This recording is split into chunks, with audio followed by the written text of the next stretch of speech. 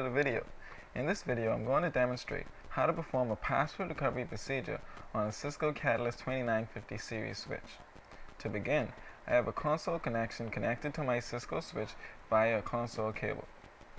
Now, inside this hyperterminal session, this is where I'm actually going to perform the password recovery.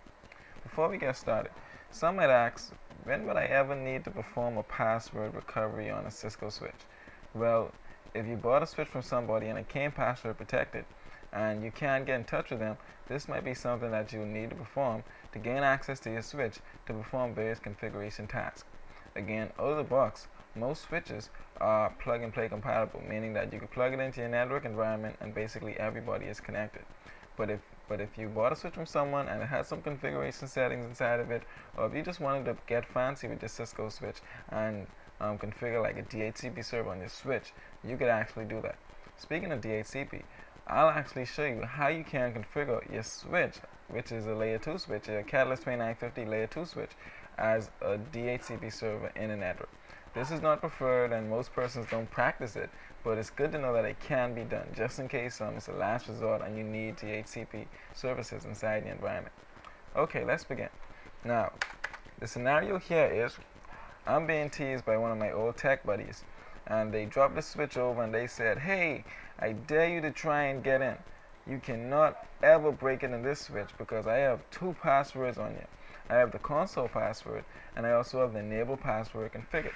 So even if you get past the console password and you guess it, it'll be impossible for you to guess the enable password. So it's like double layers of security." So I'm like, yeah, right. So he actually bet me $10, and he even put this funny note: "When you are compromised, the sword will drop from your hands." Well, pretty sure I'll see the sword dropping from his hands probably in the next few minutes, because I'm going to show you how simple this procedure is and how easy it is to gain access to a switch or even a router this way. Now, this is why it's important to not only perform technical security features or application layer security features in your environment, but also physical security features, because if you don't have your wiring closet secured, anybody could plug in their console cable, restart your switch, and perform a password recovery. Now, for me to actually do this, before I perform my procedure, I'm going to try some simple passwords. So I'll try Cisco. Okay, that didn't work. So I'll try password.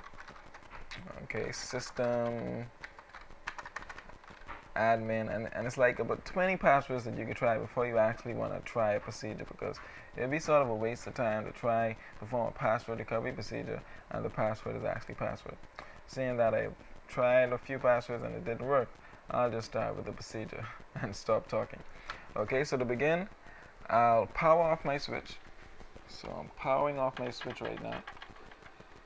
Okay, so as you can see, my connection just went up.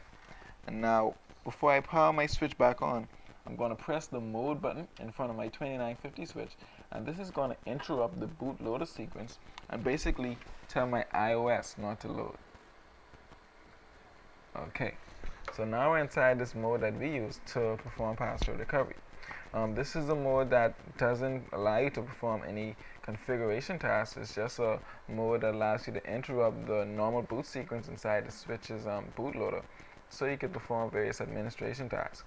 Now, the idea is to actually rename a configuration file that actually has the password on the switch. So I'm going to do that. First command I type is going to be flash init. This is going to basically initialize the flash, right, because I need to basically access this configuration file out of what we call flash memory. So as soon as my flash is initialized, I'm going to use a command called load helper. This command is going to allow me to use certain help features like rename command and show me the directory command, so I can actually see the file. Okay, so I'm going to use the command directory flash just so I can see the contents of my flash directory. Now, this is the file that we need to rename, config.txt. We need to rename this so that the operating system doesn't find it when I reload this switch. And the reason why I want to rename it is because, well, if it doesn't find the config.txt file, it's just going to load up into a factory default state, whereas the switch will be operating just as if I took it out of the box for the first time. Alright, so of course I want to have a password configured. So to do that, I use the rename command. I'm going to say rename flash config.txt. Before I continue, it's good to know that although I'm renaming the configuration file, all the configurations on the switch is not lost. I can actually go back and rename this configuration file back to what it was so I can retain all my settings. Okay, so let me just put it out there. Performing a password recovery does not erase all of your data on your switch or even your router unless you do it correctly. Unless you do it incorrectly, then you lose your data.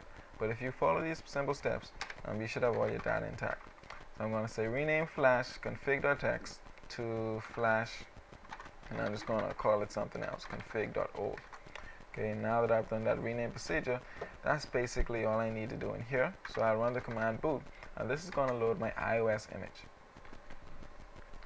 Okay, so while this is loading, basically initializing the image out of flash, and it's going to look for this config.txt file, and it's not going to find it. So basically, I'm now looking at basically almost a brand new switch. It's actually going to ask me to initially configure my switch as if I never used it before. Alright, but I'm going to say no because, well, we don't use the setup when we talk Cisco, right? So, any minute now. Okay, so I'm going to type in no here, and I'm going to get started. As you can see, the hardest part is done. I now have access to my switch, so I'm close enough to the $10 that I'm going to win if I crack inside the switch. Now, technically, I've already won because he didn't say that I need to keep all the settings. But just to keep the fair game, I'm just going to get those settings back.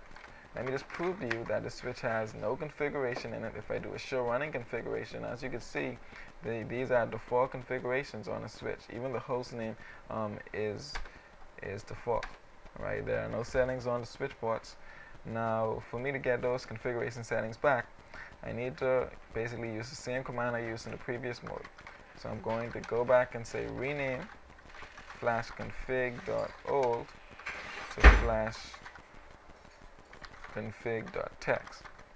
By renaming this file, I actually get my old configuration settings back into Flash.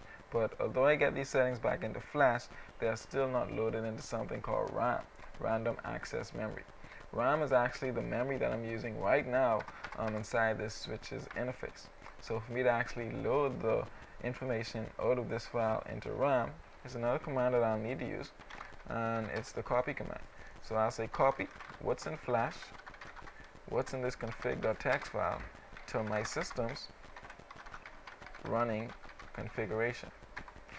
And as soon as I issue that command, you'll see that even the host name on this switch will change. Now there's host name Catalyst 2950. So I've now restored my switch configuration. So if I do a show running configuration now, I can see all the settings that that the switch had, like DHCP settings, which we'll cover in the next video, and spanning tree settings, and my switch port configuration on all the switch ports. So we have our settings back. Something interesting that we could see also is the password. This is what he said I couldn't hack into, but now I have access to actually seeing the password because he didn't even bother to encrypt his line password.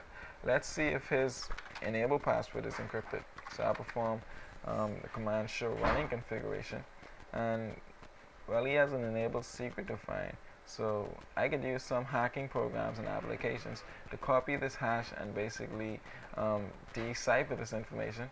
But to cut a long story short, I'll just change it entirely, seeing that I'm actually inside the switch.